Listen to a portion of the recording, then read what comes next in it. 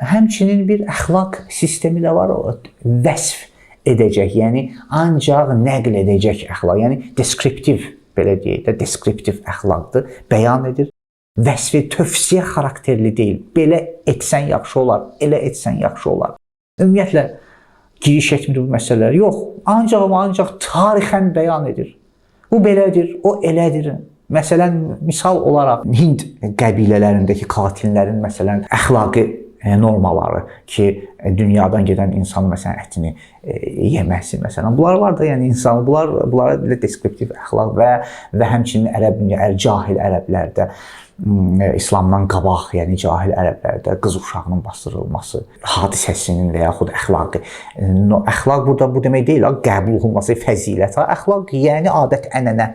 Nəinki əxlaq, yəni yaxşı və yaxud dəyər, yox, yəni adət-ənənələrin danışılması, qız uşaqlarının məsələn bastırılması cahillik dövründəki İslam qəti və konkret və kəskin şəkildə bu məsələ ilə qarşılaşır. Həmçinin digər sadaladığımız məsələlərlə və həmçinin bu məsələ ilə üz-üzə dayanır, yəni inkar edir və qadağa edir bu məsələləri. Bu növ əxlaqa deyilir deskriptiv əxlaq.